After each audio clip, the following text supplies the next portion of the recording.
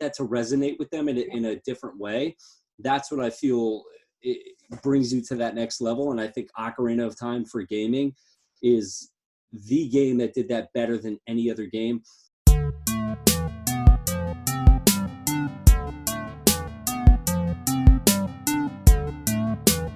Welcome back, everybody, to Beers and Boss Battles. Today we have a super important thing to talk about. That is the most iconic system of our generation, the N64. And we're going to be talking about our favorite titles from that, trying to break it down into a top 5 list. As always, me, Troy, and this guy, Rob, are going to be hosting today's episode. But before we get into that, we figured we'd just give a quick show of what we're drinking tonight. Rob, why don't you start us off, man? All right, man. Tonight I'm drinking one. I started drinking these a few years ago. Actually, now it's probably like 5-6 years ago. Just on a whim, I was like, let me try them out. They usually sell them by the can, but I'm going with Foster's, their lager. So I've been drinking these for years. People call them like oil cans because of the way they're shaped. I forget, what is the size of this? What? There's a big can. Yeah, it's not like a normal size can. Like I don't remember. I don't know the exact. Oh, so it's 25.4 ounces. 25.4 ounces. So it's a pint. Oh, it's a pint. Yeah. But yeah, man, I've been drinking this for years, and it's just a good go-to lager if you're in the mood for it. I think it's equivalent to like a beer and a half, or like a beer and 3/4, something like that. So you could buy 2 of them, and you're kind of set for the night. You know what I mean? Like, yeah, I've done that a bunch of times where I'm like, I don't want to buy a 12-pack. I don't want to buy a 6-pack. I'm just going to go to the store, buy 2 of these, maybe 3 of them, and I'm good for the night. Yeah, I don't see – that's the thing for me too. I'd rather have – and that's usually why I go and I get like a 4-pack of something real solid. And you know, sometimes I'll do like a variety, but usually I'll pick a brand for that day. But if it's something super good quality, because I feel it's better to have 2 really good beers than 6 beers. You know, for me, that's personally where I'm at. But it's a great. I think you're better off, man, in the long run. I mean, lately I've been kind of going for like the Michelob's or the Budweisers, kind of what you were just saying. And I kind of feel the same way. Like I end up feeling bloated by the end of the night. I have to drink more of them than I would have if I had maybe bought a better, high quality, more high content alcohol beer. So I think maybe I go through, different states. Like sometimes I'm like, let me drink a bunch of beers, light beers. And then I go through like what you just said. I'll have a couple more stronger beers, maybe a little better quality beer. Like you said, those 4-packs, like if they're local breweries or whatever, they're a little more pricey, but they're going to hit a lot harder. Oh yeah. Yeah, no, 100%. That's the thing, man. It always is going to come down to, we talked about that, but just being in a certain company and also depending on the setting. I mean, if you're talking a group situation and you're going to be hanging out for a while, it wouldn't kill to have some session beers, you know what I mean? And just maybe whatever that is to you, because I'm sure to everybody it's probably a very subjective topic, but yeah. So I didn't even bother to bring it up. I am drinking, I don't know if this is actually the name of this specific thing or the specific beer that they're putting out. It's made by Industrial Arts. I don't know if you're able to see. So Industrial Arts, that's right there. And then it's the State of the Art series. So Industrial Arts, normally I drink their Tools of the Trade. That's a super good beer. But this one is like a low calorie IPA. It's very hazy, which usually is kind of my go-to if we're talking IPAs. I usually go hazy. I'm not as big into the like crazy IPAs where there's like a million things going on. I'm not usually into that. I can get down with it for sure. I'm usually pretty easygoing when it comes to beer in general, but that's definitely the direction. So for me, this is like an easy choice because being that it is hazy, it's got a solid ABV, which is it's 4% per serving. I think this is potentially 2 servings, or I don't know if it's based on the can. I don't have really any info. Yeah, I was trying to look and see what the alcohol was for this, but I don't know. I could probably look it up on my phone real quick. Well, so this one is a pint as well. This can I'm drinking. Okay. But yeah, like I said, I mean, this is a super easy one to go with. It's low calorie. You don't I mean, that's a huge thing for me too. You brought up like feeling bloated by the end of it and just having too much. It's not something I'm about. So, but it's really good, man. It's real smooth. It's unique. It's got its own kind of thing. It's almost like the haziness of the IPA bites you a little bit at the end of it. Sounds really good. Yeah, no, I'm gonna actually, next time I see you, I'll make sure to pick some up. And this is brand new as far as I understand. So, Oh, that's cool. That's anytime awesome. You have a really good company and they come out with something light like this that has obviously. What are the calories? Content. You said it was low calories. 100 calories per serving. Wow. Damn. Yeah. Yeah, so, that is really good, especially for an IPA. I don't think I've ever seen an IPA with that's like White calories Claw. that low. That's insane. Yeah, that's like a Michelob Ultra, like I was talking about before. That's crazy. No, yeah. So, yeah, real, but very good beer. Very good. This is 5%. I just looked it up, but yeah, man, they're good. They're good. They have an ale too with it's like a green can. That's pretty good as well, but I think their lager's better. I prefer this one. I mean, I've been really getting into more of the IPA in general. I mean, it's funny, you would ask me too, like, oh, well, you really weren't into IPAs like that. And for a long time, I wasn't. But then I guess as I became more exposed to what was there and then finding out about a lot of those smaller time companies and a lot of the local breweries, started to find a lot of really cool things. Obviously, Industrial Arts being one of them. That's a great company. Barrier's a really good one that just kind of came into my mind. But yeah, man, IPAs have really been just like my thing. So, I said, this is just one of those easy ones to go with. It was just, I'm not going to feel bloated. I'm just going to be able to drink enough. I'm not going to have to kill 20 of these to, you know, get in the zone. You have like 3, 4, you're fine, you know, good night. Yeah, plus too, a pint beer is probably, at least for me, it's a bigger beer. Like perfect. That's the perfect serving size for a beer. So like any more, any less would be maybe a little too little or a little too much. And I feel like, especially that it's so light, it's just right in the pocket for me. Yeah. So to kind of move this forward, I thought it would be important for us to discuss, and I know you feel the same, a lot of, not just the N64 on a technical side, obviously it had a lot to offer for its generation, but, more of it, the impact it had on us, right? Growing up in a generation where everything was bit graphics, and that was kind of all we knew. And then you're almost immersed in this whole new world with the N64 and all these iterations of games that we had never seen before.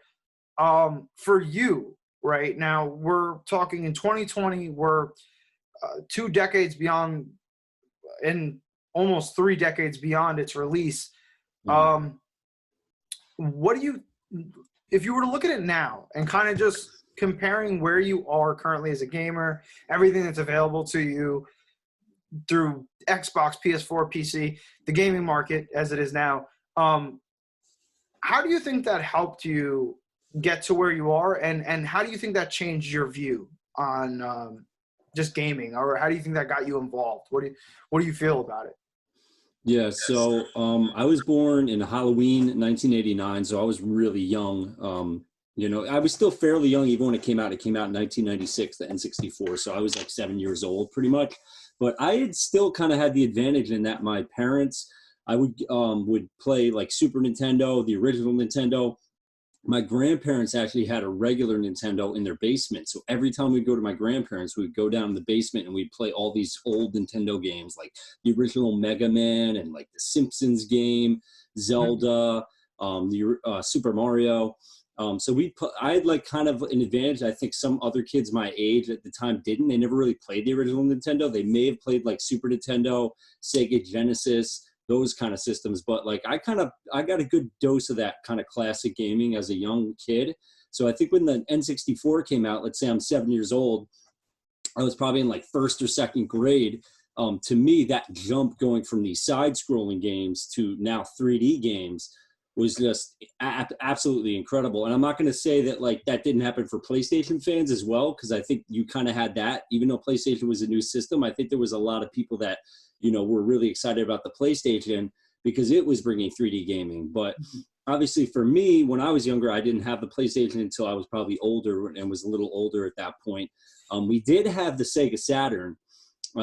But the Sega Saturn was a good system, but it just didn't have the caliber of games. And the N64 had so many great games we all know, like Zelda Ocarina of Time, GoldenEye, you know, Banjo-Kazooie. I mean, the list is like almost endless. But the Sega Saturn, there were some great games there that I love, like Clockwork Knights. That was a side-scrolling game. They had this game called Croc, which was kind of like a early 3D platforming game. It was okay, but it wasn't great. They had Panzer Dragoon, which was actually a very good game, kind of almost like Star Fox 64, kind of similar to that. It's this, you know, you're flying on a dragon, you're shooting, you're traveling through this 3D environment. So you had a little bit of 3D, but it wasn't the same level that you got with the N64. So I remember when my father went and bought the N64, the first game that we got was Zelda Ocarina of Time. So we were a little bit late to the N64. We didn't get it in 1996. We got it in 98 when Ocarina of Time came out. But that we also had a back catalog of games that were already out that we could play, like Super Mario 64 and, you know, other games. So I remember when we got that system, it was just the most impactful thing. It was like this jump. You couldn't get that. Now I could run around this environment. I could go from this area to that area and travel through it. And playing Zelda, like, you're crawling into these caves and you're going inside this big Deku tree, and you're aiming in first person with your slingshot, and you're running around this environment with your sword and your shield. And eventually, as you get further in the game, you're riding a horse, and you're, all this crazy stuff. So that I feel like to get that kind of impactful upgrade, like, I feel like it's so hard. Like, I almost feel like you can never do it again, because to go from that kind of side-scrolling 16-bit graphic, style to just these 3D games that obviously were kind of limited by the controls and the controller. But still, it was just this jump that was insane. And like, there's so many great games on that system. And like, I kind of spoke to you about this yesterday a little bit, is like, when you really look back at that N64 controller, I don't want to hate on it, but I mean, that's kind of a rough controller. I mean, it got the job done, obviously, but it's kind of a testament to how great those games were, that they were that good and that fun, even with that controller. Yeah, no, I 100% agree. And I'd say when you talk about relativity, right, versus kind of a now versus then, when you look at, as you said, you're talking about this huge jump, right? You're going from side-scrolling and primarily the majority being 2D, or maybe some attempts at 3D. Very limited. Kind of like in between, kind of like not necessarily side-scrolling. You had some of that over the top kind of gameplay where you're moving left and right. It didn't even really feel. But it wasn't really 3D in the same way. No, the dimensions really weren't there. It was just a matter of perspective, more or less. But I think what stands out to me of what you said is that impact, right? So you talk about the majority of games as we know it, or as we knew it, just being so much of the same thing. And then you have this system and it drops, and this whole new world is opened up. And if I was to say,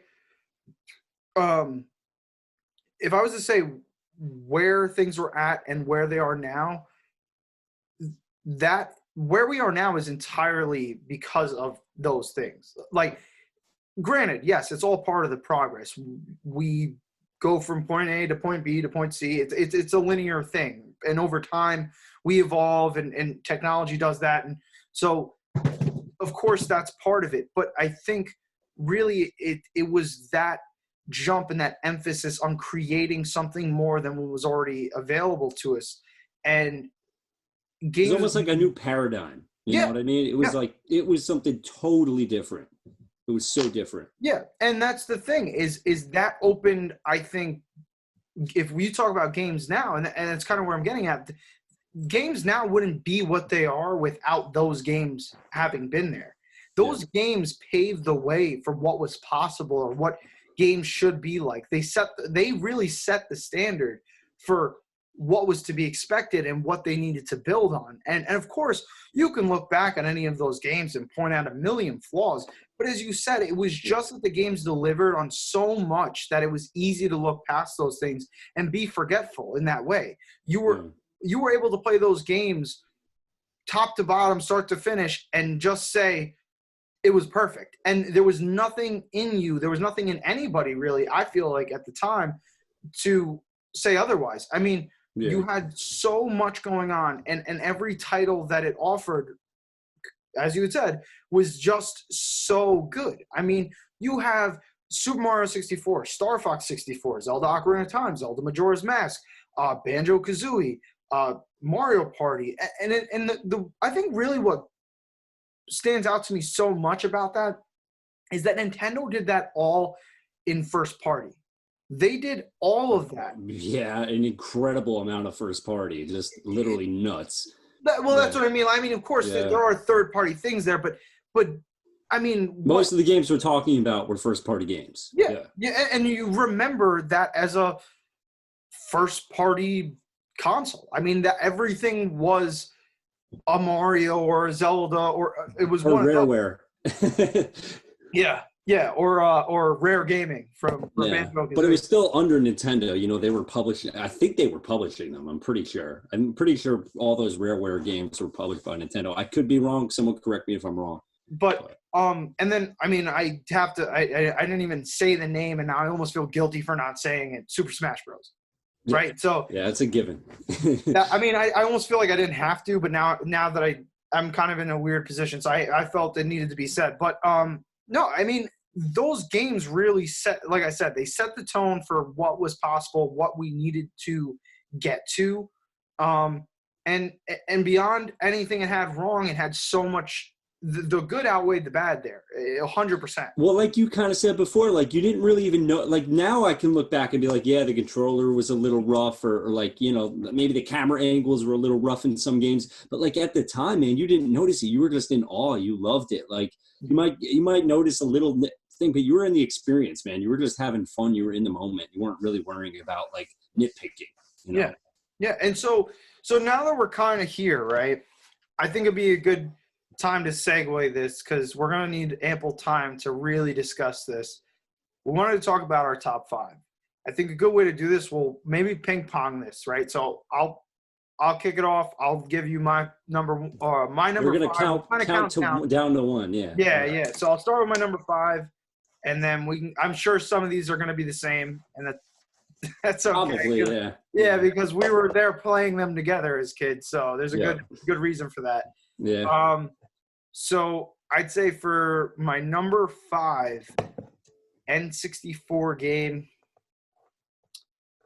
I'm going to have to go with Star Fox 64.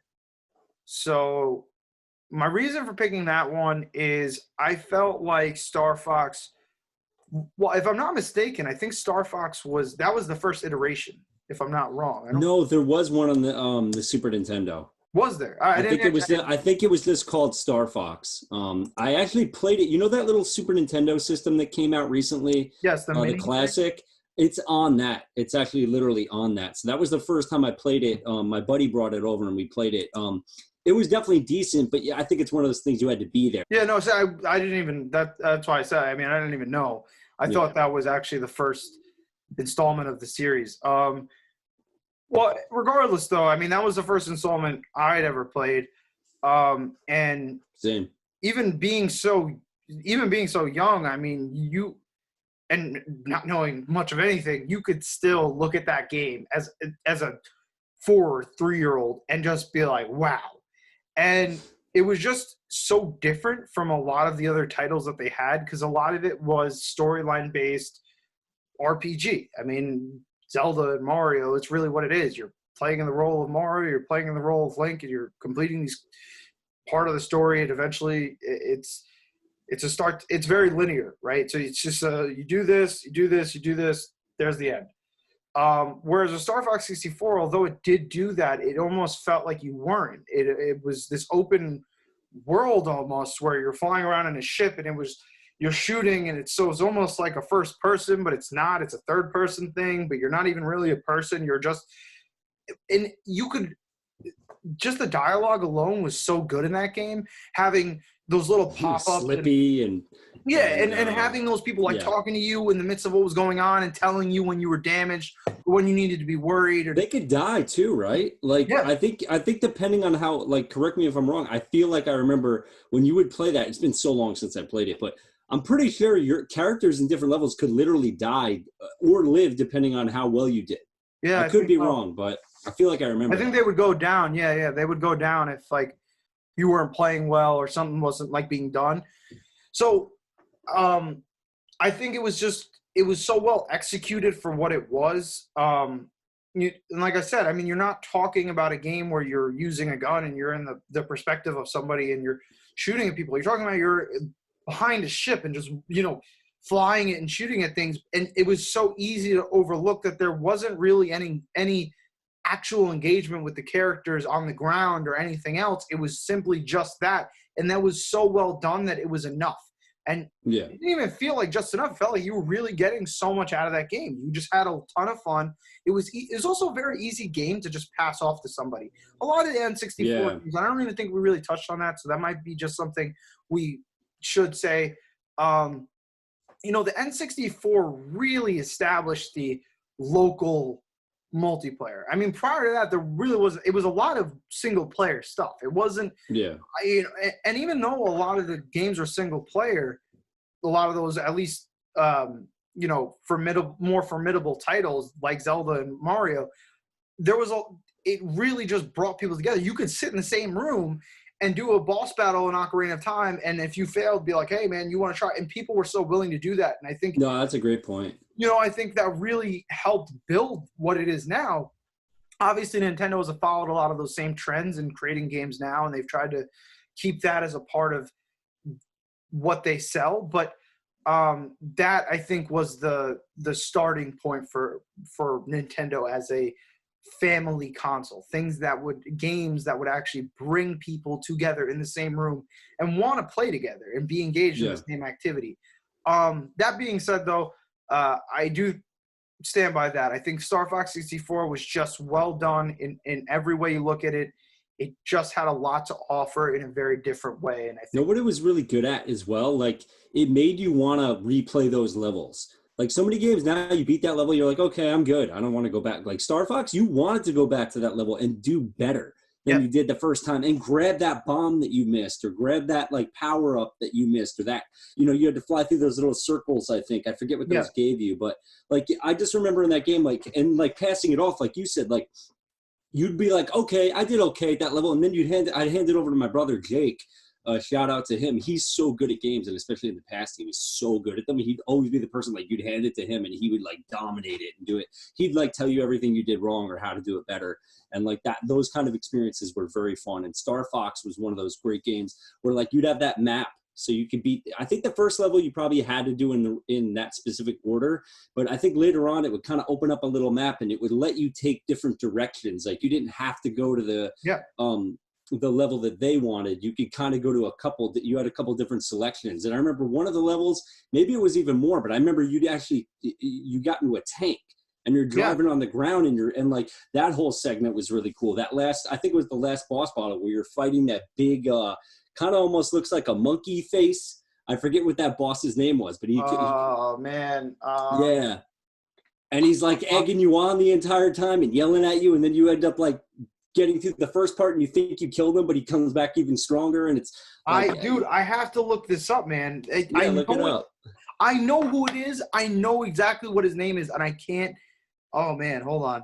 I can't think of it, but I just remember, like you said, man, you'd be happy to pass that controller off to your buddy, your brother, whoever, and like you just want to keep playing these levels over and over and getting better and better at them. And I think Star Fox did that so well. Yeah. Like, I almost miss that. Like, now that we're talking about, like I'm in the mood for a kind of game like that. Like, we need something like that where you could have 4 or 5, 6 people sitting in a room and it's like, let's pass this thing around. Let's see how you guys do. I want to do better than you, or let's see if you could do better than me. Like, that was fun, man. Yeah, no, and that's what I was saying. I mean, you hit it on its head. But I mean, just being able to be in a larger group and still have everybody just as involved as you are, and not even feeling forsaken. Like, you would just pass it off and be... and you'd be rooting for him. Yeah. So involved by the experience. You were just like, you play. Like, I'm still having fun just watching. That's the big thing. So, like I said, I mean, that's I think every reason in a nutshell as to why I would put that one at number 5 for me. No, that's a great pick. And like what we kind of spoke about when we were talking about making a top 5, it's kind of hard to do. Like, I feel like my top 3 are locked in. Like, they're kind of easy, but 4 and 5, I almost feel like I could definitely swap that with other games. What was it? Andros. Okay. It sounds familiar now. Yeah, but that's what it was. And that was definitely a really good boss battle. I love that. I can remember. It's like in my mind to this day. I can remember it. But I remember that too, man. But like, yeah, let's get that out of the way. Like, there are so many games that could be on this top 5. It's a tough list to make, but you know, we're narrowing it down the best we can. Yeah, there's so many freaking good games. Too many, actually. Yeah. More than maybe any other. I feel like it'd be easier for me to make this list with Xbox, PlayStation, PlayStation 2, 360, like Xbox. Like, I feel like N64 is the hardest list for me. There's also a lot of fall-off titles in any of those other systems because as time went on, the market became so much more saturated, so it was easier to find shitty games. Yeah, that's a good point. At N64 and almost every single title they had was great, or at least fun. Or maybe our standards were lower, or I don't know what it was. Like, I'm sure you could come up with like theories, but I think the industry standards were lower. But I think for the standards at the time, and that's why I was saying this is all very relative, right? So it's relative to the time we're talking about in that era. But at that time, no standard was really set other than what we had already known, and that was very bit graphic, slow, one single player kind of games. And gaming wasn't, and that's the thing, man. The second you brought people together to play, whether that was Star Fox 64 or Smash Bros, whatever it was, and to bring people in the same room, I think that's really what helped bring video games to a higher level. I mean, we're talking about prior to this, I mean, what were video? A lot of arcades, a lot of like home computer, PC, hardcore crowd. Yeah, it was very core. Whereas that really expanded what was capable, that or what was possible. It really made it so I could be with my mom and my dad, and they could probably play this and have fun, you know. And so that was a big thing. But yeah, man, I think it's really, you have to credit those titles into what it is now. I mean, granted, like I said, I mean, there's a ton of shit games out there, but that back then, to have so much good quality across the board, helped to find, okay, this is kind of where we need to be. You know, this is what we want to get to in the gaming industry. So, all right, so maybe we'll head right into my pick for number 5. So I went with Mario Party 2. Because that game, Mario Party 1 was good as well, but I think like they kind of ironed out some of the mistakes, and they had more mini games in Mario Party 2, so that one sticks in my mind more. I went and looked it up real quick to see some of the mini games. Like Bumper Balls was a really good 4-player one. Bomb Barrage was like a 1v3. That was a cool concept too, because they literally had different mini games where it would be all 4 of you competing with one another, or it could be 3 of you versus one other player. They had that too, which was really cool. Like, you hadn't seen that in gaming. Like, that was something new. And then they also had just like 2-player mini games as well. But I feel like that game just like really was such a cool game. I forget how many. I think I looked it up earlier. Let me see if I could find it now. They had so many mini games. I was actually surprised when I looked up the list that they had that many at the time. But there was so many mini games packed in there. Too, when you were saying there was like 2-player ones, I always felt like that was such a cool concept for Mario Party, that you were able to take 4 people and pin them up against each other, right? And the whole aim of the game was just, I want to be on top. I want to get the most stars. I want to get the most coins. I want to be number 1. And I'm going to verse 3 of my best buddies, and I'm going to try to get there, and we're going to have a lot of fun doing it. But what makes it really cool is having that aspect, or I guess that element where you take one guy and you pin him up against all 3. You could be that one guy facing all three could be the number one on the leaderboard. So now you're that much more motivated. You're like, dude, I got to take him down. Like, and now we're gonna actually work together here. And I thought that was really cool too with the team mini games where they would put, and I think they had that as well, right? They had it where, you know, it might be like me and you versus Kyle and Dan. Yeah, you could do teams. Yeah, and that was really cool. So it took it almost to a new level where I could be teamed up with the guy that I'm rivaling for number 2 with. And I think that was really cool. So it's like it made everything so cooperative in a competitive way. So yeah, and it's like you almost could have had these games like as a mix of just mini games and like called it Mario Party and it was just mini games, but they turned it into like a board game. You know, like you're playing on this board and there are different things you could do and you could get stars and depending on how you roll the dice, it might be good or bad for you. Like they did a really good job of like having this overview, like board game experience, but then mix it in with these fun mini games. Mm-hmm. So like the concept was super cool. And I feel like it was way ahead of its time. Like, I feel like that's a genre that like has a lot of potential that has not been tapped into for whatever reason. I don't know why, but even to this day, when you really think about party games, like what I can think of is mostly like Overcooked, maybe like a game that just came out with Moving Out, like games like that. I'm trying to get back to the Zoom meeting. Or even like Super Smash Bros. Maybe. Yeah, but I mean something like, yeah, I mean that definitely falls into that, but that also has a more competitive feel. Yeah, so it had 65 mini games, which is crazy. That's what I was trying to find out, and it took me forever to find out. But I feel like that's like, dude, think about it. That whole format, like, you could do so much with that today, and like, no one's really doing it. Like, I feel like that's kind of a shame. Well, that game was kind of ahead of its time, man. I really do think so. I think it was almost too ahead of its time because now when I play Mario Party, and maybe it's just that nostalgia factor, kind of fighting its way into my mind, and so it's creating a conflict there where I can't really discern, was it just better in that time, you know, versus now. Yeah, there's a nostalgia. I feel like they've had a hard time recreating that magic that Mario Party 2 brought to the table because it was just something so different, and they've followed the same format, but it's just not the same. And I think they're going to need to in the future really expand how they go about it. Well, this newest one too with the Joy-Cons, making you use Joy-Cons instead of like allowing you to use other controllers too. Like I thought that. I feel like this newest one, I feel like it's not a bad game, but I feel like they could have done a lot better with it. Also, too, you know what killed that the new one? I think was the lack of maps, man. I mean, and I mean, I couldn't tell you I couldn't tell you off the top of my head, but how many maps were in Mario Party 2. But I just, for a game in this generation, only have like 4 maps. I mean, dude, that's rough. That is rough. Yeah, I don't know. I mean, don't get me wrong. Like, I think they're killing it right now. I think they're killing it with the Nintendo Switch. I think there are so many good games there, but there's definitely games like Mario Party for the Switch that are just kind of like they're not all there. They could have been a lot better than they ended up being. Yeah, I feel like it's hard to deny that. I was trying to look up info. I'm dropping the ball over here. No, it's all good. I mean, so well, let me ask you this, right?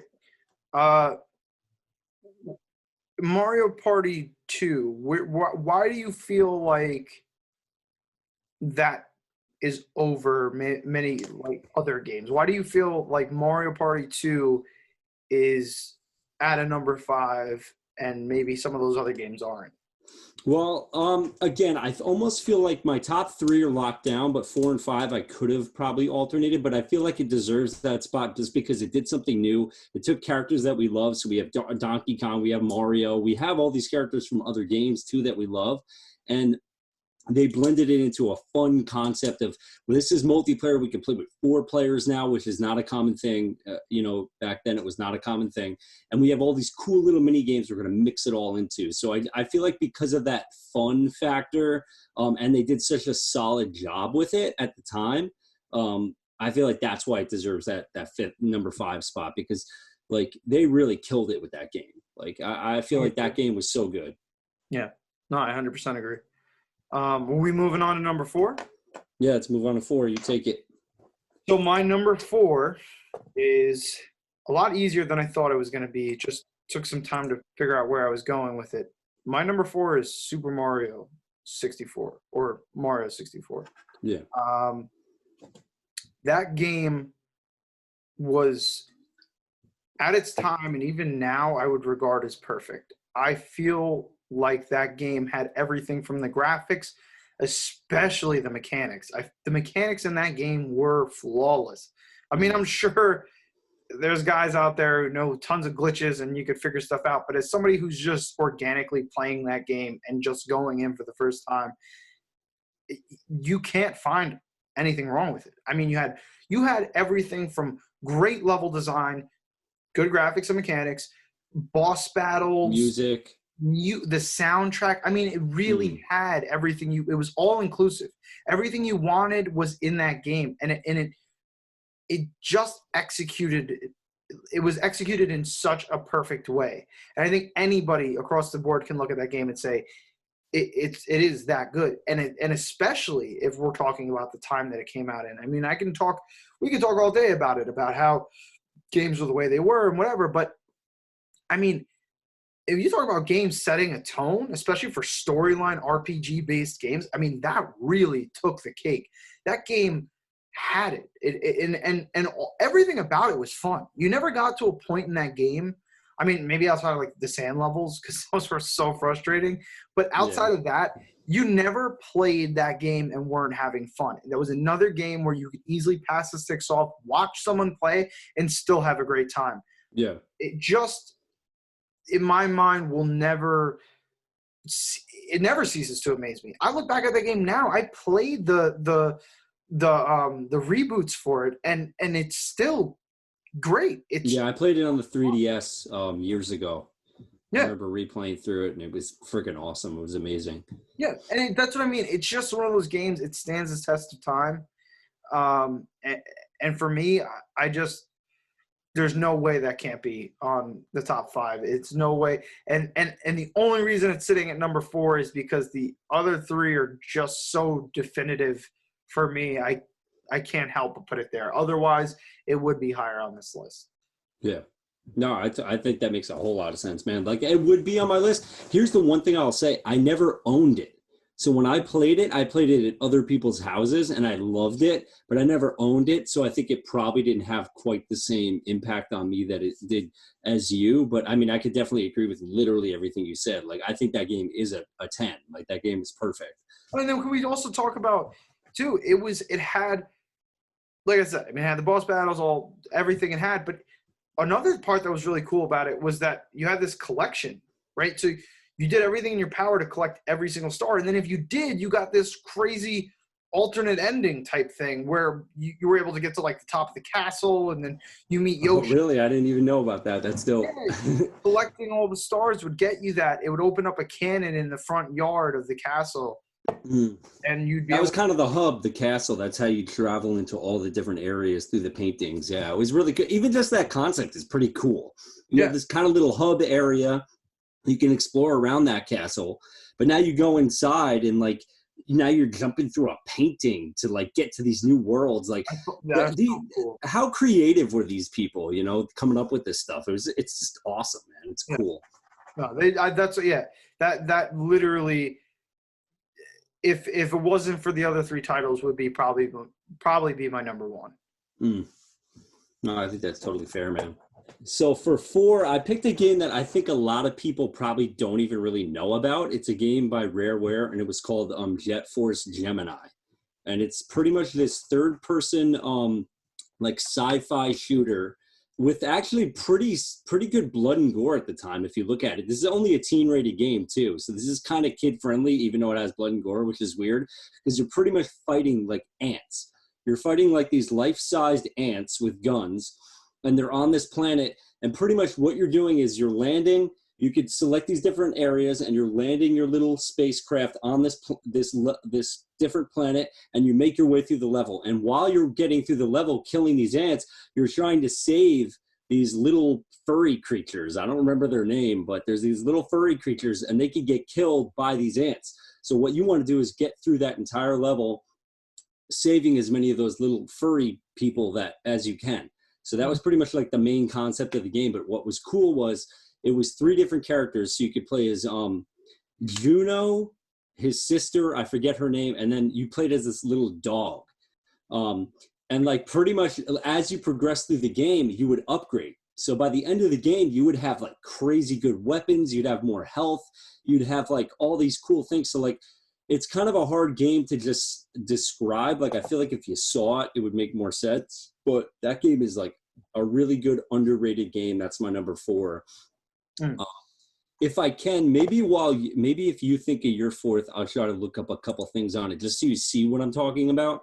But it was a really good game, totally underrated, man. Like they even had this one cool thing where like the ants, you could shoot their heads off, and you would actually get a counter for collecting their heads. And they had all these different kind of ants that were different enemy types that were harder. And you, by the end, you could look in your menus and see how many heads you collected. That's dope. Crazy. That's actually really cool.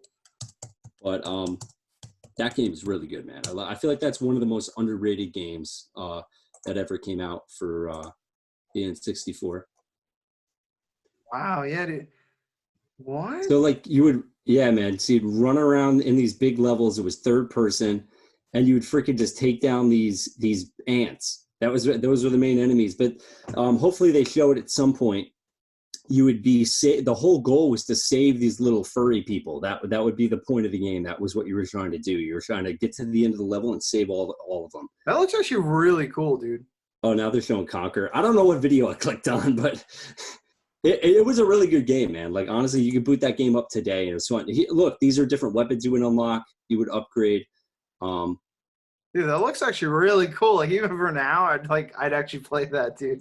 Dude, this game was so underrated. See, look, this would be like the little hub where you pick your character, and over time you'd up. So Vela, that was the sister, and you'd actually literally upgrade them. So by the end of the game, you'd have freaking badass weapons, man. Look, you'd fight through these maps fight all these enemies, and there's the little dog you played as. By the end, he looks like he's in like a little tank, and you would kind of drive around the environments and fight in this little tank. But that looks kind of really good, dude. Honestly, like I still have my N64, man. Now I want to boot this up and play it. See, by the end you kind of upgraded. Yeah, man. Rareware made so many great games, man. They were insane. They were so good back then. But it was a platformer, a 3D platformer / 3rd-person shooter. That's pretty much what the game was. Yeah, no, dude. It looks like I said. I mean, that talking N64 graphics, it's fucking good. Yeah, it was freaking awesome, man. Hey, babe. What's up? Hi, Lena. Lena just popped in. She always said hi. All right, let's see. Stop share. Number 3 for me is going to be Zelda Majora's Mask. So I'm going to start off by saying that I am a huge Zelda fan. Always have been. Any game that they've offered, I'm a sucker for. I'll play it. I will do my best, and I don't do a great job, but I'll do my best to complete it. Majora's Mask, I think, is the only Zelda game that I completed 100%. From every heart piece to every mask, I did it all. I mean, I did do it on the virtual console through the Wii, but I never actually had the experience of doing that younger. But it also came out, I think, when I was, you were young, probably. I was very young. I was like 5 maybe, or maybe even younger. And I didn't have that game right off the bat either. That was a game I think, if I'm not mistaken, I got it for Christmas. Actually, as a matter of fact, really cool thing. Hold on one second. I can show you something. Almost done with this beer, guys.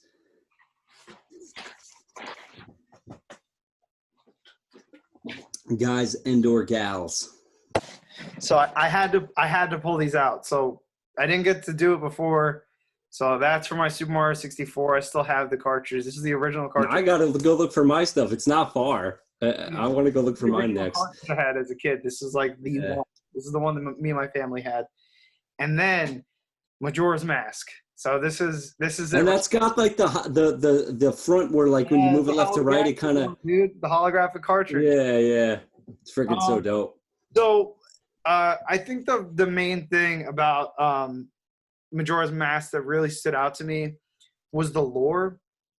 It really took such a dark turn, right? Yeah, So they explored a lot with that universe in that game. yeah, and Yeah. it went from it was the sequel to Ocarina of Time, but it was just so different. I mean, it took a whole, and I'm not even talking. Let's just totally discount the map. Gameplay maybe, or No, like no, no. the Like, let's just take out the map, engine. and you could still look at that game and just say it's a.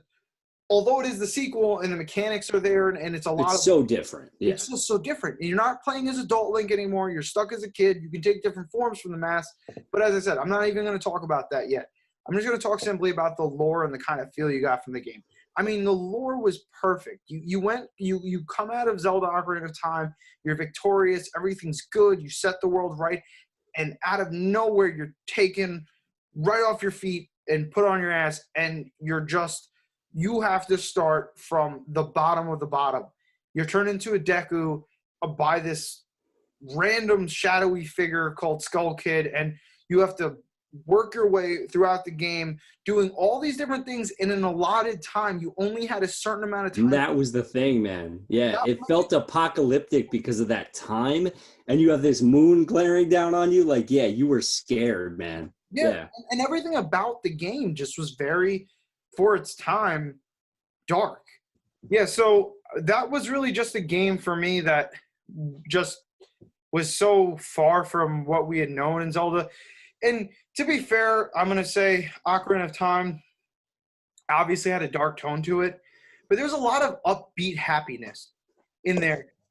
And it was nice because you could kind of go from being younger and seeing all the happy stuff to going 7 years in the future and being an adult, or being an adult Link and seeing the world in a apocalypse and seeing everything turn to dust, and that was cool. So you could kind of venture between those two worlds, whereas with Majora's Mask there was almost this like falsehood. It was just, you could see right through it. You knew in 2 days or 3 days time the whole world's done, everybody dies. And if you actually waited that long, because the time would actually elapse over the time that you were playing. Oh, I did it. If you would wait that long, the moon would legitimately come down and kill everybody. And I thought that was just such a cool thing because it set the tone for the game as you played it. I mean, and the boss battles were freaky, a lot of the monsters. So it was just being able to play that game and have so much fun, but always feel this looming dread while you were going through it was just, for me, really so cool and very different for Zelda for me.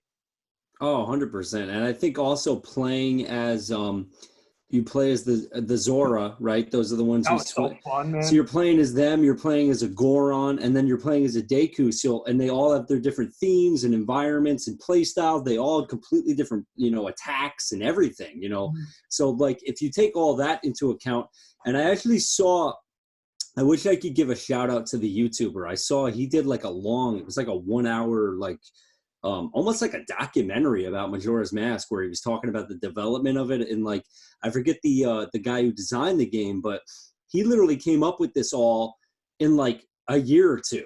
Like literally this game was like developed on such a small time frame. I forget the exact, time frame, but it was developed in such a small time frame. To see what they did in that time frame is mind blowing. And like they came out with Majora's Mask, a remake for the 3DS. And I think that original game designer was trying to do almost what George Lucas did with his original 3 movies. He was trying to edit things and change things and add things in. And all the fans were like, no, like, leave it alone. Like, we love it. Please don't fuck with it. Like, so, and I think that's kind of one of those similar things where they kind of captured magic when they made that game. Like, and especially if you look back at what they did in a small time frame, and like you're saying too, they did something different, man. It was not like this just standard sequel. It was like, we're gonna do something far out, man. And like I'm sure there were people at the time that didn't like it because it was so different. But I think you can look back now, and well, hopefully, I mean, I'm sure everybody's got their opinion. Maybe there's some people that didn't enjoy it, but I'm totally with you, man. I thought the game was incredible. Yeah, I thought it was so good. Well, that's the thing too, and that was like the first time for me as a kid, because I had played Ocarina of Time as a kid, but that was the first time I really was able to get into it. I mean, a lot of me playing as a kid was watching my older brother or his friends play it and kind of just experiencing the story through those eyes, just the outside, and not actually being able to venture into that myself. And Majora's Mask was one of the first games for Nintendo, especially we're talking Zelda, that I was able to actually get into, start a save file on and do something with. Have your own world. Yeah, and for me, I mean, I think beyond just the fun and just the great lore, I can't talk enough about that. I mean, I think the story was just so well done. I think that game could have sold itself on just the story alone. I mean, the gameplay could have been crap, and the storyline was so good you would have just done it just to do it. But and all the cool masks that you would get, well, that's what I was different things to get that did different things for you. Like, what a freaking cool idea, Well, yeah, and then that's the thing is you talk about different from Zelda. At no point in Zelda were you ever like morphing. You're talking about legitimately you're Link and you're a little swordsman and you're going around the world and traveling, and then now I'm a Deku, now I'm a Zora, now I'm a Goron, now I'm fast as hell because I'm wearing the bunny hood. There was just so many cool things. What I really loved too, because we were talking about the time and how that would affect the game. I loved that there were certain things that could only happen on certain days at certain times. I was because that left so much mystery behind the game. And at a time when the internet was very much young still, there was very limited information. So a lot of this stuff you actually had to venture out in the game and check things out. Dude, that's a great point. That is a great point. Yeah. Yeah, we could talk about that forever. It was so different back then, man. It was like maybe you got one of those instruction. What did they call them? Game guides. Strategy guides. Yeah, strategy guides. Or because the internet, it existed, but it just wasn't the same. So it'd be a lot of trial and error, just replaying stuff, learning, or maybe your friend picked up on something, or maybe your friend heard about something. You're like, oh, let's try it. That's a really good thing. I hadn't even thought of that. Well, and that's the thing. So when you're talking about that, and you're talking about how limited information was, or how at least accessible it was. Back then, if you wanted to collect all the masks, and I remember that being as a kid, it was so hard to get over that hump. I just was like, how do I get this mask? How do I do it? I just wanted it, and I loved because there was so many different effects and just little cool little things you could do. Even looking cool. Let's be honest. When you're that age, man, you're like, whatever looks cool. That's important to you. The art design. You want to talk about cool? The Fierce Deity mask is the coolest fucking thing ever. In my opinion. What did it look like? I don't remember. It was I'm sure if I saw it. It was like an adult Link. But he had gray hair, a gray tunic. Oh, yeah. How did you get that? You had to do something with beating the game, right?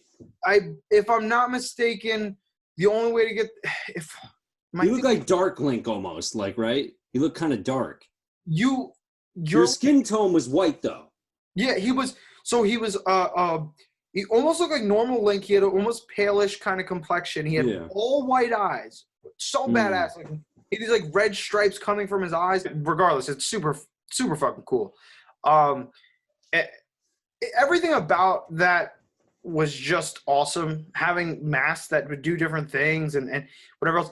But kind of going back, I was talking about this collection part of it, and that was big for me with a lot of games. I really like to have the completionist achievement, essentially. For me, that was a big thing. And in that game, it was so hard, kind of reiterating with how there was a huge disconnect with information back then, especially we're talking video games. I mean, it wasn't really like that. But just having to actually search and find things in a game, and that's actually stuck with me even till now. I will push myself as far as I can go in games to find it out myself before I look it up on the internet. I mean, I have to really get to the point where I'm just you're not even having fun anymore. Yeah. And you're like, okay, whatever. I guess to move on, I'll look it up because I'm not getting anywhere. Yeah. That's the only time I'll do it. Past that, I'll spend days. It sounds crazy, but for me, it takes me back. It makes me feel like I'm playing an N64 game again, and I got to figure it out. And there is no computer for me to look this up on, and that's always stuck with me. And majority helped cement that 100% with me. Actually, no, it's funny you say that. I literally had a moment of that last week. I was actually playing Star Wars Jedi Fallen Order, that game I was talking about last week. And literally there was a moment where, dude, it had to have been a good hour. There was just a puzzle that I had to figure out. And I knew what I needed to do. Like, I needed to throw this kind of like bomb thing at this other thing to make something fall. And I knew I needed to do it, but they had water. There was like a waterfall in the way. So I couldn't figure out how to get this explosive thing behind the waterfall. And dude, I mean, it is kind of, once I actually figured out what I had to do, I was like, oh my God, I'm such a moron. But I had this moment where I was gonna look it up, and you get stuck. Yeah, and I was like, you know what? I'm not looking it up. Like, and I stuck with it, and I did figure it out. Once I figured it out, I was like, okay. I was kind of ragging on the game in my mind, like it was the game's fault, but it really just was me. But it's funny you just said that, because like I literally last week had that happen, and I'm like, I was tempted to look it up, and I literally didn't look it up because I was like, I want to get this. And I definitely wasted a lot of fucking time. Oh. But hey, at least I didn't look it up. It. That success is just unparalleled, man. Dude, it was right under my nose too. All right, man. What's your number 3, bro? All right, man. For me, my number 3 is another Rareware game. It's Conker's Bad Fur Day. So, hey, I just want to ask, what do you know about it? Do you know about it? Or like, I don't. I have no idea. Literally don't see. Do you know like kind of nothing about it? I don't. Wow, dude. Okay, so here's what you need to do. At some point, they have a game for Xbox that's called Rare's Party Play or something. It's like a bunch of old Rareware games, like Banjo-Kazooie, Perfect Dark, Conker's Bad Fur Day. They have a bunch of good games on there. I suggest you buy that and play this game, because this is one of the best games ever made. This game is called Conker's Bad Fur Day. So you've played Banjo-Kazooie, right? Yeah. Think Banjo-Kazooie, but for adults. So pretty much the premise of this game is you wake up, you're a red squirrel, you're drunk off your fucking rocker, you don't know what's going on. You go to look for your girlfriend. And then you find out your girlfriend's like kidnapped, and you're like, oh shit, you're this drunken squirrel, dude. They have British accents, they're cursing, there's boobs, there's blood, there's gore, but all throughout the game, you're pretty much playing like parodies of, at the time, like satire of existing things. So there's a whole segment that's like Saving Private Ryan, like a World War II section where you're fighting Nazi teddy bears. The end sequence of the game is like Aliens. You're fighting an alien, you get in a mech, and you're fighting the freaking alien to try to save your girlfriend. Dude, this game is just so amazing from beginning to end. The gameplay is great. It's a platforming game, but they have segments of different things, shooting, jumping around, melee. You have a frying pan you whack people with. Dude, there's a segment in the game where you're literally fighting a giant poop monster. And the poop monster is literally singing at you that he's going to throw his poop at you. And there's corn in his poop. And how do you kill this boss? By throwing toilet paper rolls at him. That's how you kill the boss. Dude, this game is literally like amazing. Like, let's see, I think I have something pulled up real quick so you can kind of have a look for what it looks like. Here, let me do this real quick. Why is this not pulling up? Every time I go to do this, I mess it up. All right, wait, here we go. Can you see my screen? Yes. All right, here we go. This is what it looks like. So you're playing as this red squirrel. This is like a vampire sequence that you're in, where you're like in this, like, you're literally you're playing as a vampire bat in this segment. I pulled up a random video online, so I don't know exactly what they're going to show. There's you drunk off your ass at the beginning of the game.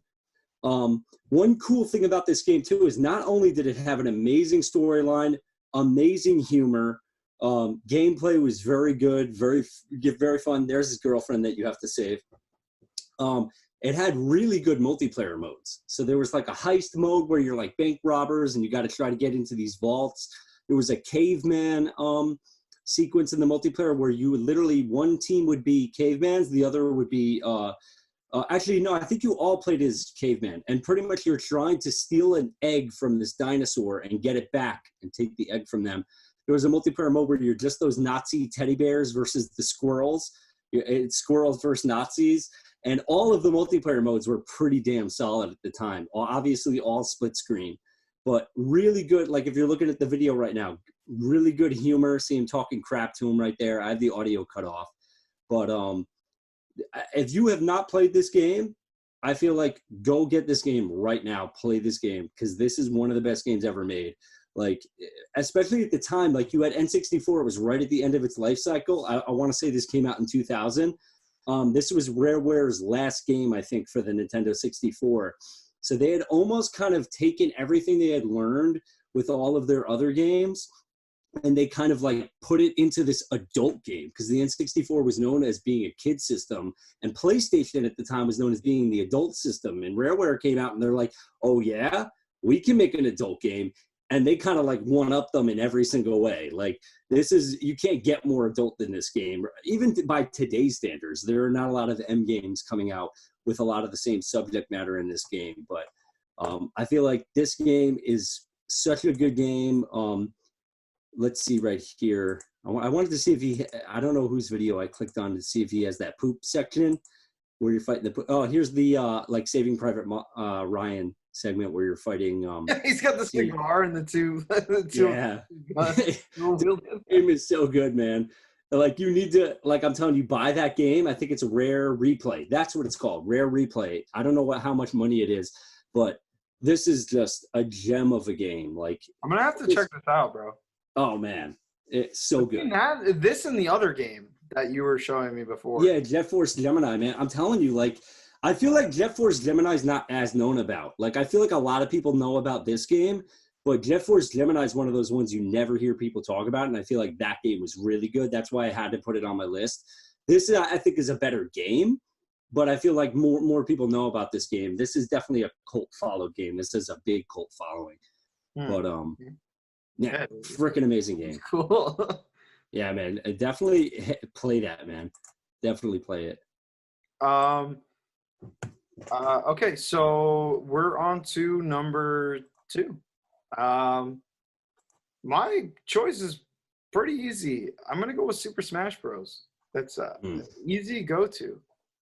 I have a laundry list of reasons why I'm gonna put this one at number 2. But before all else, there's only one reason why it's on my number 2, as opposed to my number 1. And that is because my number 1 is actually my number 1 game of all time. Not just for N64. Same. So, we're putting that out there. I'm sure we're probably going to have the same number 1. So, whatever. That is what it is. Super Smash Bros. Why was that game so good? Why is that game at my number 2? Well, here's a couple of easy things to go right off the bat with. One, it was the first real 4-party fighting game ever introduced. Real, I mean a party fighting game where you could have multiple people going back to the switching off controllers and just having the best time of your life. It was one of those games that had everybody in it. I mean, at the time, they only had 12 original characters. If you had unlocked all the characters, there was Ness, Captain Falcon, Mario, Luigi, Jigglypuff, Pikachu, I'm actually Donkey Kong, Yoshi. I'm probably forgetting some. Oh, Kirby, obviously. Yeah, I'm trying to look it up for you right now just so we can see. All right, so we got Luigi, Mario, Donkey Kong, Link, Samus, Captain Falcon, Ness. How could I forget? Yoshi, Kirby, Star Fox, Pikachu, and Jigglypuff. Yes, total of 12. Yep. And so that was also so big for me because all of the people in that game were these main title people. Link, Mario, Yoshi. I mean, Samus. You can't look at that casting and just say that isn't perfect.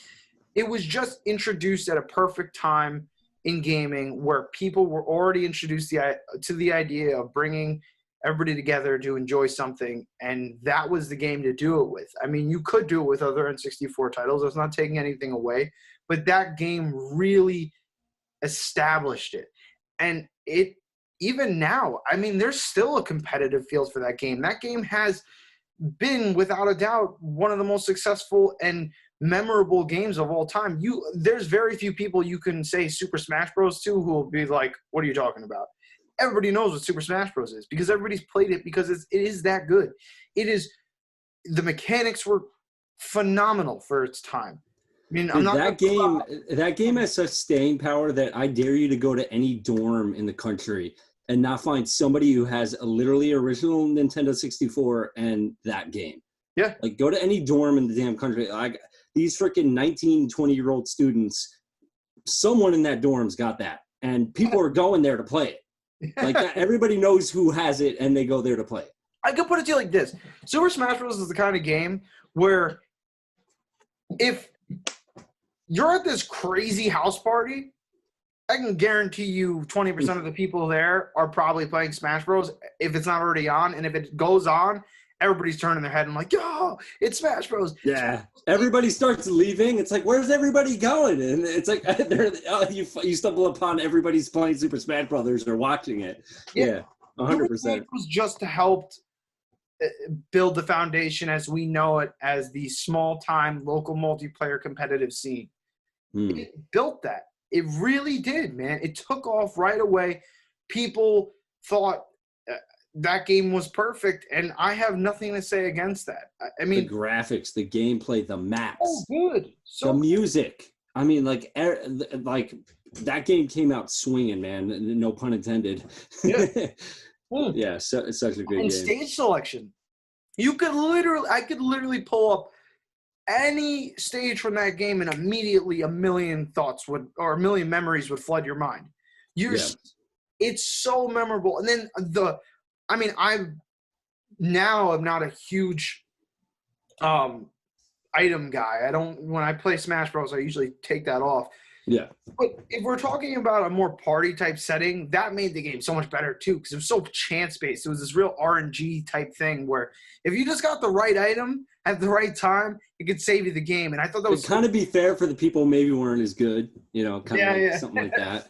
Yeah, to balance it out a little bit. If they got the Pokeball and you got the right Pokemon coming out of there, or you got the bat. Everybody was scared of the bat or the hammer. The hammer was broken, man. Yeah, the hammer was the worst. But no, man, it's all of that. But I think the real reason why Smash Bros is so top for me is because Smash Bros is something that stuck with me from the start of time.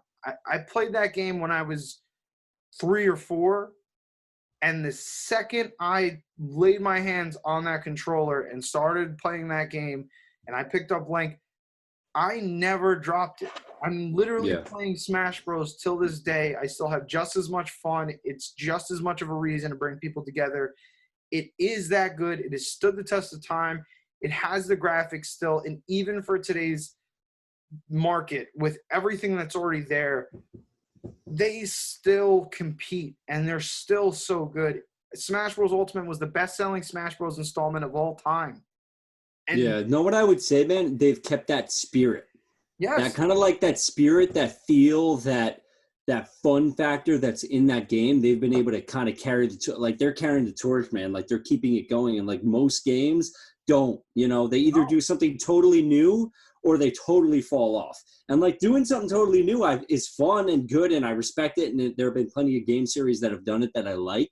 But Super Smash Brothers is just evolved enough to the degree that we want it to evolve, but not lose itself. Like, it's always kind of kept itself. Like, even Brawl, I think most people would probably, if you're going to pick the worst in the series, I feel like Brawl is probably the weakest in the series, but it's still an amazing game. Like, yeah.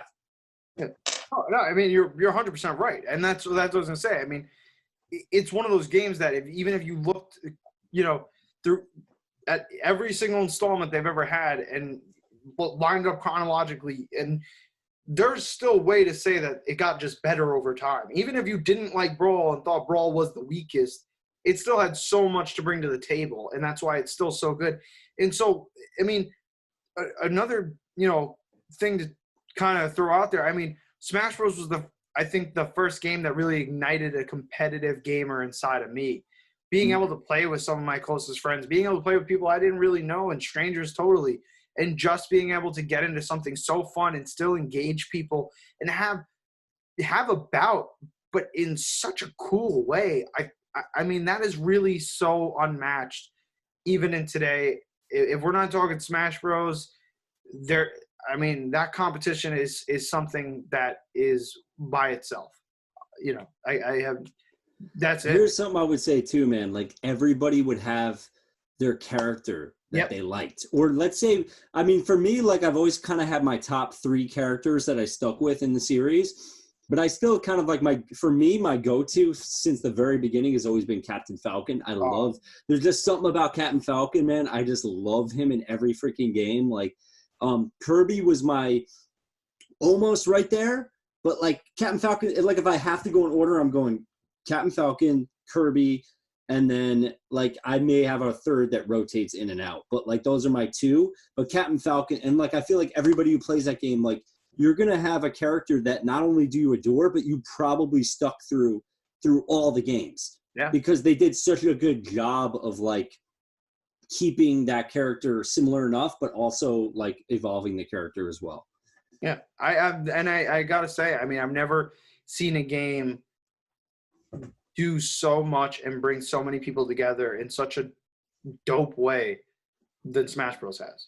It's just so fun, dude. And you're not getting mad, you know what I mean? Like, even if you get your butt kicked, you're not really getting mad. Like, let's be honest. When we play Call of Duty, man, like, we're not versing each other all the time, but, like, man, there are some games, I don't want to single Call of Duty out, but there are games that you'll get a little frustrated when you get your butt kicked. And, like, I feel like in Super Smash Brothers, I don't get mad. Even if I get my butt handed to me, I'm like, man, that guy's really good. Like, I almost feel like I want to give him credit and kudos. Well, and that, you know what? It's funny you brought that up because I think something worth noting would be that Smash Bros. Has something that I think no other game really has. And this is the truth, because Smash Bros., if you talk about the party fighting game, it's Smash Bros. It has always been Smash Bros. There's no other game that does that. But Smash Bros. Is the only game that holds both titles for being a party fighting game and a super high competitive fighting game. So that's a good point. On the spectrum, there's people who play when they're casual and the most hard of hardcore. Yeah, They have both in the palm of their hand. Yep, that's what I think it really has that no other game has, even now. 100%. That's a really good point. Yeah. What's your number 2? All right. Well, we have the same number 2. And since we've been going back and forth, I feel like, there's going to be probably not as much as I can cover. But, yeah, my number 2 is Super Smash Brothers. Just because I remember playing that game. It's really funny, too. I was raised in a very religious household. So I remember at this time we were renting video games very often because this was popular back then. So for some people it was Blockbuster. For us, it was this store right in Tuckahoe, New York, and it was called Our American Video Store. And it was this little video store, and they'd have some video games there. And you'd always go in there, and you wouldn't know what you could get. Because, some people would take those games out, and they wouldn't be back for days. So, man, we could probably have a whole, video about talking about the good old days and renting video games and all that whole experience. But I remember one day we saw that Super Smash Brothers in the title, and there's all the Mario and all these Nintendo characters on the box art. So my father was like, yeah, we can rent that. That's no problem. And we brought it home, and because it was a fighting game, he actually, at first, he was kind of like, oh, it's violent. I don't like this. But, he kind of got over it. He kind of let us play it, and we had fun with it. But I just remember after we rented that, it was one of those things where we brought it back, and then we'd want to rent it again. And we want to rent it again and rent it again until eventually we bought one, bought a copy. But I just remember seeing it in the store. And at that time, like you said, especially as being kids, maybe if you were an adult, whether it was the internet or gaming magazines, maybe you would have been informed. But I wasn't informed, man. I was a little kid. I don't know how old I was when these games came out, but I was young. So it was literally as simple as like, I literally saw it sitting on the shelf and I saw the box art. I'm like, let me try that out. And then I played it and fell in love with it. And man, I miss those days. Like there was just something beautiful about that back then, you know? I think Smash Bros. Really helped paint that picture. You know, that when you think of nostalgia in the N64 as a whole, that's why that game's at my number 2, and I'm sure it is for you too. It's just the fact that when you think of that, that's one of the first things that comes to your mind is the beginning. I don't know if you remember the intro where Master Hand is picking up all the little dolls out of the chest and he's throwing them on the map and they're like fighting each other. I just thought the whole. Here, wait. I'm still listening. Keep going. Keep going. No, it's just did such a good job. It just had everything you wanted from a game. Like I said, just having every part of the spectrum from competitive to casual and just bringing people together, man. It's just awesome. Let's see if I can find it. It's funny because you just said that. That reminds me of, so I got some amiibos. Let me see if I can find them in here. And I got my favorite character. I got Captain Falcon in here, if I can find him. Dude, I didn't open myself up to that until Super Smash Bros. Wii U. And that's when I really started liking Captain Falcon a lot. Yeah, does that kind of remind you of Master Hand plucking him out? With the bass and everything? That's dude. That's my favorite right there. What that is. Yeah, man. You know what? I'm gonna pitch this one to you because I know we're at the same number 1, and I just. Yo, can I hold you? Speaking of number 1, I have to go pee. Yeah, maybe you have a nice little edit in there, keeping my, speaking of number 1, I got to go pee. All right. We're finally at number 1.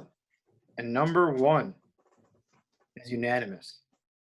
And I'm going to be real here. I don't think it's unanimous just between the two of us. I think that's unanimous across the board for anybody that's ever played N64, that's ever been a part of that generation of games, who's into that genre of games. It's Zelda Ocarina of Time. Yeah. There it is. And here's the thing, dude, not like we just kind of said, well, I think we have this in common in that not only is that my number 1 N64 game, that is literally my favorite game of all time ever made. Yep. And I'm pretty sure it'll hold that until I'm dead, probably. I guess we'll see. But yeah, man. I'm right there with you. 100%. But let me throw it at you, man. So, why is it your number 1? Zelda Ocarina of Time is my number 1 because that game. I'm sorry. Hold on. Good, I'm sorry. Mom just texted me. Zelda Ocarina of Time is my number 1 because that was in my. I guess my book, my reality, that is the exact version of a perfect game. And yeah. I can go I'll go into great detail as to why.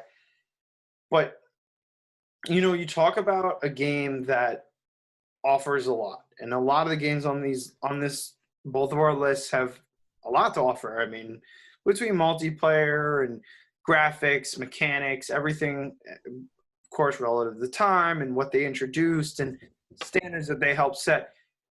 When you talk about the perfect game, it is Ocarina of Time. And it's because it delivers all those things, but it delivers something more. And that more is not even just the test of time, but I'd say beyond all else, it's replay factor.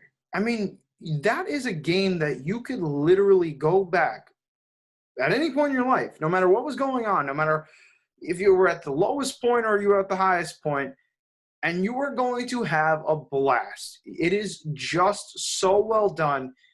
The bosses were amazing. The characters were phenomenal. There was backstory. There was great dialogue. There was a huge for its time, especially, yeah, for its time. Yeah, there's this huge world. You had the option of interacting with a past version or a future version, and in both versions there was different things happening and different ways to interact, which at the time was something we really didn't know. We didn't have that in video games. That wasn't something that was there. It was usually a very one directional kind of thing. You completed this and you did that, and then that would happen in this one.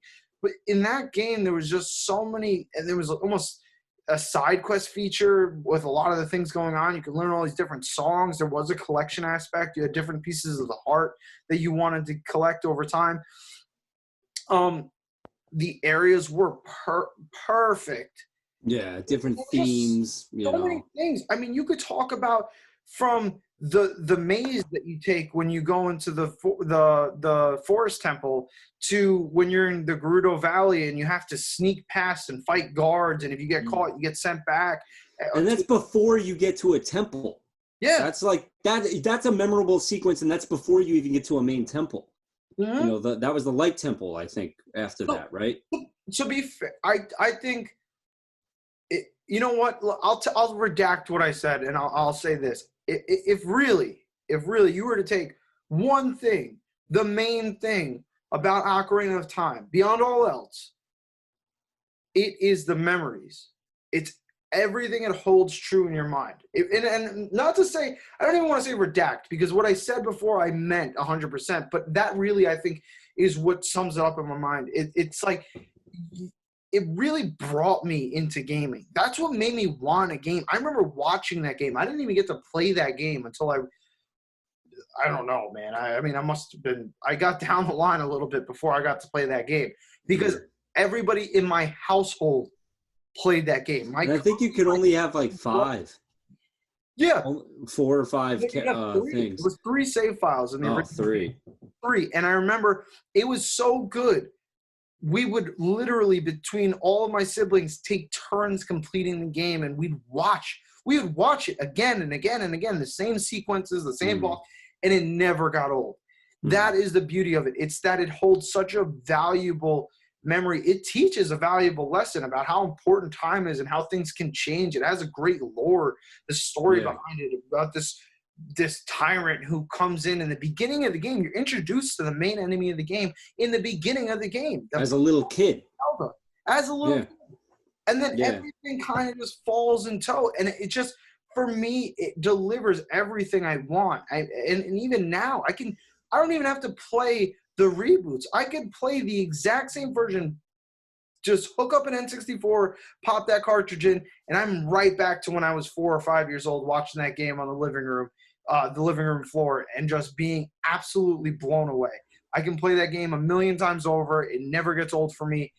It does everything a game's supposed to do and a lot more. And I think if you talk about the game of the past century, it's that. You talk about also too, you want to say games setting tones and setting standards. That was the game. Do you know how many RPGs were directly influenced? How many just games in general were directly influenced by that game? If that game had never come out, I can solidly tell you right now, the gaming world would be different in a negative 100%, way. 100%. It would not be what it is right now. Not even close. Not even close.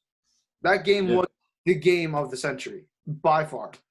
Past 100 years, I don't care. You can even if you even took it from the point that it came out, and then you gave us however many years difference, and then we look back at that time, I guarantee you it'd still be number one. It would still be the generational game. Dude, it is very rare that gaming magazines and informants ever rate a game 10 out of 10 and give it a score for that reason. That game got a masterpiece across the board from every single pretty much everybody was like, this is literally perfect. Pretty much everybody at the time, and even like you said, since then. You can play it now, and I feel like unless you're incredibly biased, if you take everything into account and you play that game now, I feel like how the hell do you not give that game a perfect score?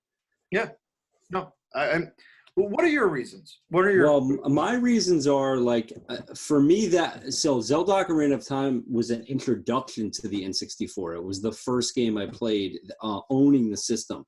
So my dad came home from Funko Land, if anybody can remember that back in the day, before GameStop. It was a place called Funko Land. I don't know how many of them there were out there, but that was where he bought it from. And I remember he came home with it, and it's right at the beginning of the game, and you're running around the village, and literally at this point, it's just where you crawl through this little tunnel, and there's a boulder going around, and you got to try to find that first shield. That's kind of like the first goal that you have in the game. Yeah. So I just remember, like, I was the one who noticed where the little part where you could crawl in. But here's what I love, like, and I think about it as an adult now, like, they just dropped you into this world, and like they're not telling you where to go. Like, you're in like this little 3D, village, this little box, this little space, and they kind of just say, "Hey, figure it out." Like, yeah, you're used to that side-scrolling gaming. You're used to, kind of what you've been doing on the Super Nintendo. Here, look, now not only can you walk around in this big space, but like we're not even going to tell you what to do. Like, you need to it's like a little puzzle. You need to figure it out. Like the most basic puzzle in the world, but that's what I loved about the game too. Like, not only did they have all these cool segments and dungeons and temples and levels and bosses and enemies, but like puzzles. Like, they had cool puzzles, and like they didn't hold your hand and teach you how to do it. Like, literally you had to just kind of look around the space and figure it out. I don't care if it was from the beginning of the game or at the end of the game. And that's a great point. What I think the game did so well is the progression of, like, you start off, you're a little kid. You get this wooden shield. Okay, now I'm walking around. Eventually I get a stick. Oh, and then I get a sword. Oh, now I have Deku seeds, and I kind of throw them at people. Then eventually I get a Hyrule shield, a metal shield, but like it's super heavy when you're a kid, so it's on your back, but you can't equip it in your front. It's kind of just protects your back, and you can like crouch with it, and it'll protect you from stuff falling on you. But then you become an adult, and now all of a sudden I just literally now I'm transported through time, which is super cool on a like story element that like. And now I'm playing as a kid. You could have had an entire game as just being the kid. You made it through the that whole Deku tree first segment. Then what was the second segment? So you're in Goron City. There's a whole segment as a kid. You fight the giant lizard. You go into the volcano. Yeah, the volcano, and then you go to Zora's. The Zora area, and you're literally inside of the belly of this creature fighting, which was super cool, and you're trying to help this little princess, and you're carrying her around. And then, like, that could have been an entire game by itself. And then here we go, and bam, he pulls the sword out, and you literally go, and you become an adult, and you have this master sword, and you walk out of the Temple of Time, and the world is got this beautiful world that you knew as a kid is transformed into this decrepit, dark, world where the temple looks destroyed, and you walk out into the village and all the houses are destroyed and there's zombies everywhere. Mm-hmm. And from a story point of view, it's super interesting and cool but from a gameplay point of view too, now it's a totally different game. Like, the gameplay mechanics when you're playing as an adult, like, you have all these different weapons, and now you can ride a horse. And you're going to all these temples, and every temple you go to, you get a new item that you can now use to help you in these other areas. And you get an ocarina, and you're playing these songs that do different things. Everything from changing the time of day to calling your horse over to you to making it rain or going into the graveyard, and then going into one of the tombs, and then learning the song down there. You learn I think it's the Song of Sun, and just little and that's what I was saying, dude. Every part of it is so memorable. Every sequence is just like you can go back and be like, I remember this, I remember that. A lot of games, there's big points, right? There's usually one or maybe a handful of things that usually grab your attention, and for that moment in time, you're photographic, and everything in that sequence sticks with you. But with that game, the entire game was that sequence. And just the way they progressed it, man, from a kid to an adult through going through all these temples. And that's the other thing, like seeing this new world now as an adult, everything's different. All these areas you visited when you were a little kid, now they're totally different with different people in them. And I just think the whole thing was so amazing. And the music, I mean, I dare you to play any song in that game that you play in the ocarina, and like it doesn't stick out in your mind. Like you could have that as a ringtone on your phone, or like if you hear that song immediately, you're like, I know that song, even if you don't know the name of the song. Like it's almost like Star Wars music. You know, Star Wars music, when you hear it, man, that's Star Wars. Like Ocarina of Time, man, like every song in that game is just like, bam. I might, even if I don't know the name of the song, I know that's Ocarina of Time, that's Zelda. Like the music, the graphics, the different tunics that did different things. You know, you get the fire tunics, and now I can go into the volcanic areas and survive, and the different shields and different swords, and I don't know, man. I mean, and then ultimately, obviously, leading up to that part where you fight Ganon, because you kind of fight little smaller versions of him during the way. Yeah. I can't remember all the names of them, but just that way that the game design, man, of like leading up to this eventual point where now I fight Ganon, and I'm at the top of a castle to fight him. You know what I mean? Like just everything it's so well thought out. Like everything progresses to this ultimate point where now I'm at the top of a castle battling this guy, you know, and I just think like, yeah, it's a perfect game. It's the best N64 game. It's the best game ever made, in my opinion. And I feel like if you had never played it at the time, it would be hard to capture that. I feel like you kind of had to be there. Like I feel like if you go back and play that game now, you'll probably be like, yeah, I can see why everybody liked this. This is cool. This is good. You might even say it's a perfect game. But I feel like if you weren't there playing that when that was fresh and that was new, and I mean, it's just mind blowing. Like, and like you said, dude, like, it's perfect. Like, could someone come up with something to nitpick it? Maybe, but like literally that game's perfect. Leave it alone. Yeah. That game is perfect. That game is so good. Yeah. No, and that's another thing too. I mean, even if you talk about that Ganon fight, right? The coolest thing about that fight is that you go into this fight, and first it starts off, and he's which, by the way, the fight initially was a puzzle in and of itself, because a lot of the boss battles were puzzles. You had to figure out what it was that you had to do, whether it was like a certain opening in time or a certain item you had to use at the time. Yeah. That was given to you, whether it was in that dungeon or dungeons prior, that you had to use to enable. And it didn't hold your hand and tell you how to do it. Like, you had to figure it out. Well, you worked so hard to get to that moment, and you finally get to that moment, and you have no fucking clue what you're supposed to do to kill the boss. And like whatever you're trying wasn't working, and that was such a cool thing. But especially with the Ganon fight, right? You go up, and initially you're like, he's in the air and he's floating around and he's shooting beams at you, and you experience something similar in the Forest Temple. And so he's shooting. And he's riding on the horse coming. Actually, it's almost like a nod to Mario 64 with him coming through the paintings. I kind of never thought about that, but I wonder if that was a conscious nod to that game. Because I think Mario 64 came out before that, but that whole sequence was freaking amazing. Well, so now think about this, right? So you're on top of Hyrule Castle, which really, you've never been inside, by the way. You've only been on the outside prior to that moment. No, because you kind of snuck inside, remember, as a little kid. But you're not actually in the courtyard or whatever. You're in the courtyard, which is why it was such a big deal. Now you're finally. It builds. Yeah, it's building to that point. And you're getting up, and you're getting. So it's like you said. It's almost from the second you start that game, building up to that moment, and that was so good. And you never felt as if you were in the build-up. You just felt like you were doing it, and it's part of the whole process. You felt like you were Link.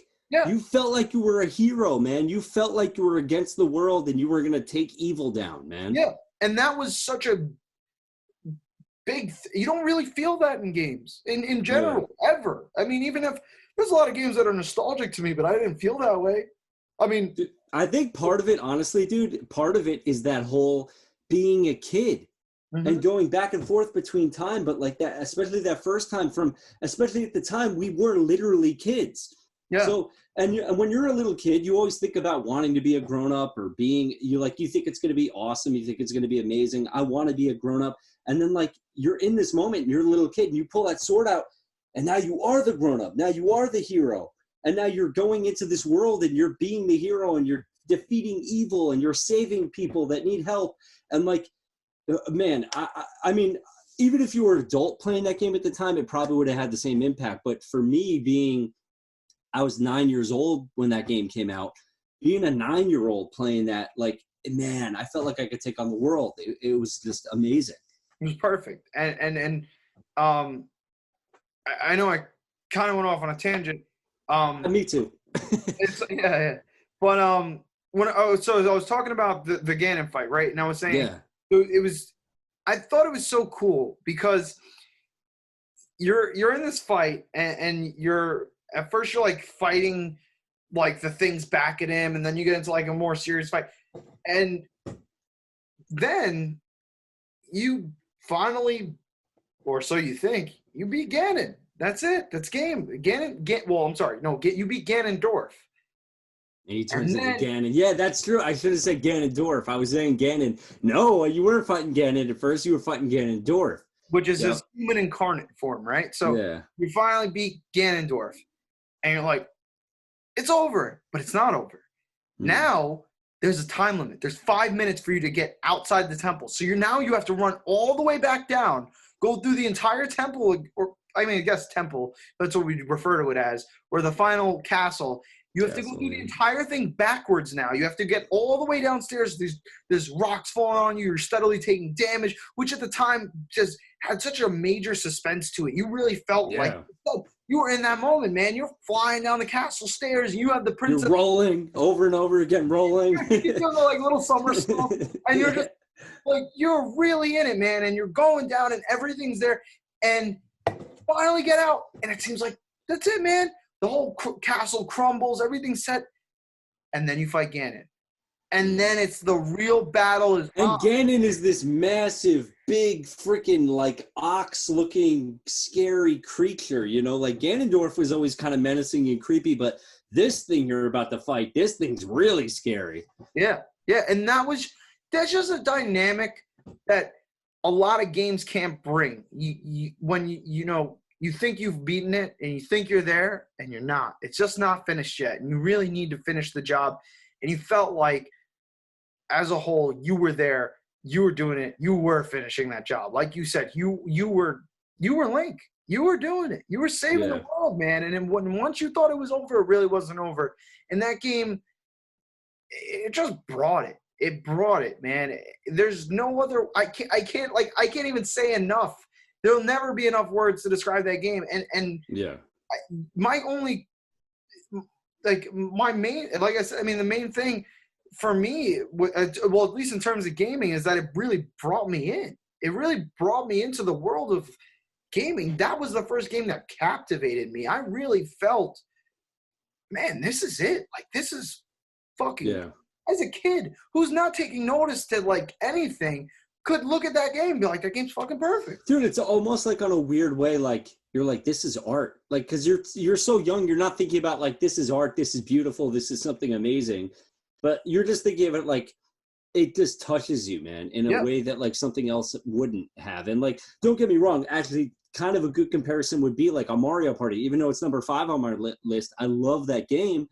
But, like, you play a game like Zelda Ocarina of Time, and it's like, no, this game, like, literally speaks to me. Like, there's this, like you said, you feel, like I said also earlier, and you just said again, like, you were Link.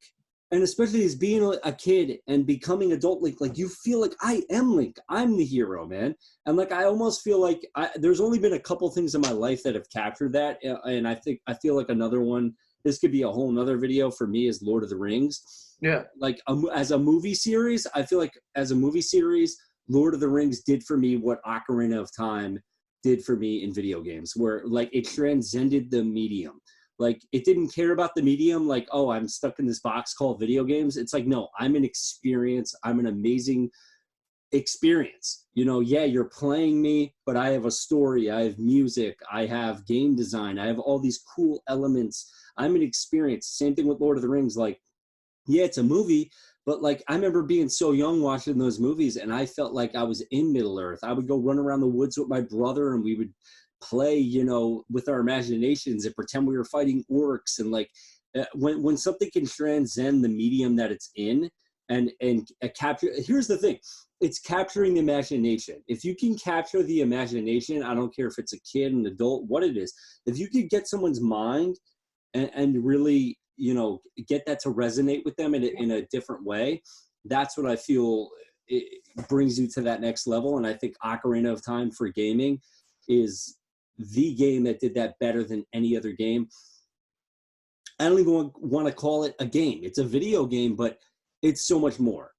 Yeah. Like to someone like me who grew up with it and it resonated with me in such a way, like that holds a place in my heart. Like it's so amazing. No, I'm 100% there, man. So I guess what we can do is we can recap. Let's run down the list real quick. So my number 5 was Star Fox 64. Your number 5 was Mario Party 2. My number 4 was Super Mario 64. Your number 4 was Jet Force Gemini. My number 3 was Zelda Majora's Mask. My number 3 was Conker's Bad Fur Day. My number 2 was Super Smash Brothers. So was mine. One was Ocarina of Time, and so was his. So was mine. So honorable mentions. Obviously, I feel like GoldenEye. GoldenEye was one of those games everybody wanted to play. That you go to your friend's house, let's put paintball mode on, put big head mode on, run around the multiplayer, fight one another. Perfect Dark was another really good one that kind of perfected a lot of the stuff from GoldenEye. Again, made by Rareware. GoldenEye made by Rareware. There's another honorable mention. I don't know if you could think of any other ones. See, now we had talked about it, and I was saying the Yoshi game, and I can't remember if it's Yoshi's Island or Yoshi's World for the N64. I think it's Yoshi's Story. Or Yoshi's. Okay, yeah, Yoshi's Story. That's it. Yeah. There's a lot of Yoshi games, so yeah. Fair for me to be. Really cool artwork in that game. Cool side scrolling. Cool music. So adorable music. What's another random one for me I actually really liked as a kid was the Looney Tunes fighting game. I don't know if you ever played that one. No, I never played that. So fun. Pretty good? Yeah, really good for its time, sure. Yeah, just being able to play as Tom and Jerry, and it was like a fighting game. You had a health bar, and you'd be able to pick up items and just smash them over each other and do like all kinds of wacky stuff. I'd like to see that. I haven't seen that. I'll send you a link to like a good video for it. But that was definitely one for me. The Mega Man game. Was it Mega Man 64 where it was 3D? Yes. Yes, same. Both of us. I feel like that game gets a lot of hate, or maybe at the time got a lot of hate, but I have a lot of fond memories with that game. I thought it was awesome. Yeah, I really like that game. The list could probably Bomberman 64 was really good. I remember loving that game. So good. Yeah. And 64 had so many amazing games. Yeah. No, and that's the thing is I'll go back to it. I'll say it. There's not many systems that can say that. I mean, it's probably the only. And I know it might be a biased thing for me to say, but there's very few systems that across the board had like the kind of title lineup that they did. Yeah, so many amazing games that like stick out in your mind. Or like here's another one, man. We're totally dropping the ball here. Pokemon Snap. Oh my God. That game, I can't tell you how many hours I would go through the exact same level trying to get my timing perfect so I could get like 3 Pokemon and an apple flying through the air at the same time to get like the highest score that I could get, or do the sequence just perfect so you could get like Charizard to pop out or something. But like a unique game, taking an existing universe that was popular at the time. But I feel like, dude, that game was a really cool game. Like, I feel like I would love to see a sequel to that game. Like, why did we not have another one of those games? Oh, my dude. I can't. Hold on. We've killed a lot of hours playing that game. I'll throw out some more because now I'm kind of starting to think of some of those same ones. Tony Hawk's Pro Skater 2. Is the first game. That was on PlayStation. That was on more than just N64, but what a great game, man. I mean, how many people played those games? You remember all the songs in the game and running around these different tracks, and what a really good N64 game. Can we talk about another huge one? I don't know if you ever – I'm hoping you played it. Pokemon Stadium? Like – Oh, yeah. Bro, that was I have that. fucking game, dude. That was the shit. That game was so good. That game is definitely a super honorable mention for me. Gotta put that one out there. Oh, 100%. And Definitely. Pokemon Stadium 2, of course. Naturally. I think Madden 2000, even though it's just kind of like, oh, it's EA Sports, you kind of want to hate on it, but I feel like that was literally the last like Madden game that I was super into. I would enter in different codes and I would get like gridiron turf instead of regular grass. It'd be like literally metal. And there was different cheat codes in the game that I love, but I actually put a lot of time back in the day in that game, Madden 2000, which would come out, I think it came out in 99 because it was always like the year ahead would be the game you'd be playing. But that was a game I soaked a ton of time into. Obviously, there was Mario Kart. That's another good game. Easy mention. It's like almost all those like first party N64 games, Nintendo games were great. All right, well, we chomped through a lot of time. I guess we could wrap this one up. We're just talking from our experience, and obviously this video is fixated on our top 5 N64 games and how it impacted us and our games. I don't want to leave PlayStation out and you know, say that it's not great. It's just not something that we really played at the time, so we can only speak from our experience. But these were our top 5 N64 games. This is what the N64 meant to us. And I feel like from our personal experience, I feel like that system had more memorable games than any other system that I've ever played. And that system will always hold a special place in my heart. I feel like that system was so amazing.